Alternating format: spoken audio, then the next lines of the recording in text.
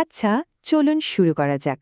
দেখুন, এটা সত্যি যে জীবনের মূল্যবান ৫টা মাস একাডেমিক সময় কিন্তু নষ্ট হয়ে গেছে। তবে সামনের এই ৩০ দিন হতে পারে ঘুরে দাঁড়ানোর একটা অসাধারণ সুযোগ। একটা ফাইনাল কামব্যাকের জন্য এটাই সেরা সময়। প্রশ্নটা শুনতে হয়তো একটু বড় মনে হচ্ছে তাই না? কিন্তু বিশ্বাস করুন, এর উত্তরটা হলো হ্যাঁ, অবশ্যই পারে। আমরা আজকে যে প্ল্যানটা নিয়ে কথা বলতে যাচ্ছি সেটা কোনো কাল্পনিক স্বপ্ন না, বরং এটা একটা বাস্তবসম্মত পথ যা দিয়ে এই বিশাল পরিবর্তনটা আনা সম্ভব। তো এই সময়টায় বেশিরভাগ শিক্ষার্থী সাধারণত দুটো পরিচিত আর সম্মানজনক রুটিনের যে কোনো একটা ফলো করবে। চলুন প্রথমে সেই দুটো রুটিন দেখে নেওয়া যাক। এই যে দেখুন, স্ক্রিনে দুটো প্রধান পড়ার রুটিন দেখা যাচ্ছে। একদল হলো নিশাচর, যারা মূলত এশা থেকে ফজর পর্যন্ত তাদের ফাউন্ডেশন বা ভিত্তি তৈরির কাজটা করে। আর আরেক দল হলো ভোরের পাখি, যারা সেহেরি থেকে ইয়হর পর্যন্ত সময়টাকে কাজে লাগায়। দুজনেরই লক্ষ্য কিন্তু একই, শুধু পথটা একটু ভিন্ন।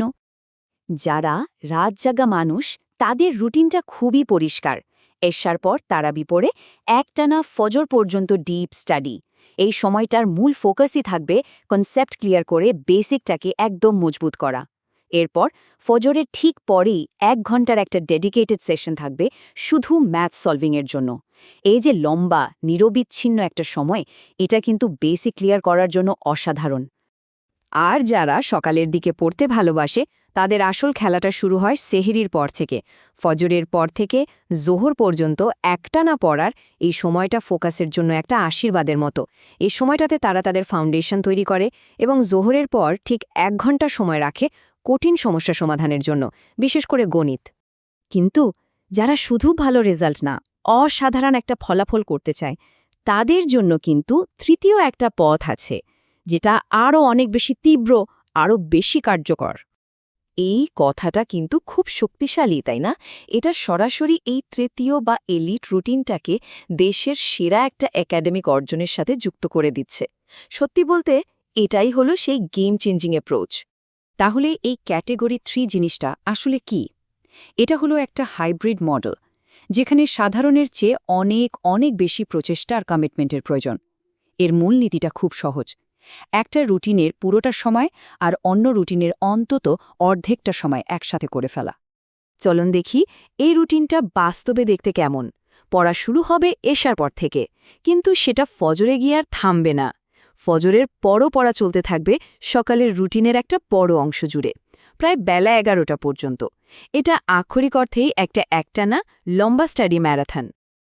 এখন প্রশ্ন হলো, এই যে এত তীব্র একটা রুটিন, এই সময়ে প্রতিদিন ঠিক কি কি একাডেমিক কাজ করতে হবে? চলুন ব্যাপারটাকে একটু ভেঙে দেখা যাক। এই রুটিনের সাফল্য আসলে দুটো পিলারের ওপর দাঁড়িয়ে আছে। প্রথমত, প্রতিটা বিষয়ের গভীরে গিয়ে কনসেপ্ট বা ভিত্তি মজবুত করা, আর দ্বিতীয়ত, প্রতিদিন নির্দিষ্ট সময় ধরে সমস্যা সমাধানের মাধ্যমে সেই জ্ঞানটাকে অ্যাপ্লাই করা শেখা। দেখুন, ভিত্তি তৈরির মানে হলো একটা চ্যাপ্টারকে একদম শূন্য থেকে অ্যাডমিশন লেভেল পর্যন্ত বোঝা এবং নিজের হাতে সেটার নোট তৈরি করা। আর সমস্যা সমাধানের অংশটাই কিন্তু আসল খেলা। প্রতিদিন ১ ঘন্টা সময় বের করে এইচএসসি টেস্ট পেপার আর অ্যাডমিশনের প্রশ্ন ব্যাংক সলভ করতেই হবে। এটাই অর্জিত জ্ঞানকে পরীক্ষার হলে কাজে লাগানোর মতো উপযোগী করে তুলবে। এখন আমরা সেই মূল গাণিতিক নীতিটা নিয়ে কথা বলবো, যা এই ক্যাটেগরি ৩ রুটিনকে এতটা কার্যকর করে তোলে। সুতরাং মূল পয়েন্টটা হল ১.৫ গুণ অর্থাৎ 1.5x বেশি ইনপুট দেওয়া। এর মানে হলো একজন সাধারণ ছাত্রের চেয়ে কমপক্ষে ১.৫ গুণ বেশি সময় আর শ্রম বিনিয়োগ করা। যেমন ধরুন, রাতের পুরোটা পড়ার সাথে সকালের অর্ধেকটা সময় যোগ করে দেওয়া। এভাবেই কিন্তু অন্যদের থেকে এগিয়ে যাওয়া সম্ভব। এই চারটা ব্যাপারটা দারুণভাবে চোখে আঙুল দিয়ে দেখিয়ে দিচ্ছে, তাই না? মাত্র ১ মাসে ১.৫ গুণ বেশি ইনপুট দেওয়ার ফলে একজন এলিট পারফর্মার আর একজন সাধারণ ছাত্রের একাডেমিক আউটপুটের মধ্যে একটা আকাশ পাতার পার্থক্য তৈরি হয়ে যায়।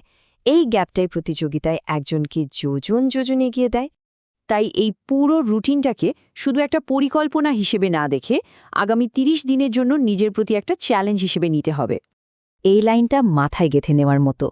১ মাসের এই চরম ফোকাস আর আত্মত্যাগের শক্তি এতটাই বেশি যে যারা প্রতিযোগী তারা ধারে কাছেও আসতে পারবে না। সুতরাং মূল কথাটা একদম পরিষ্কার, যদি লক্ষ্যটা হয় শীর্ষস্থান, তবে প্রচেষ্টাও হতে হবে সাধারণের ঊর্ধ্বে।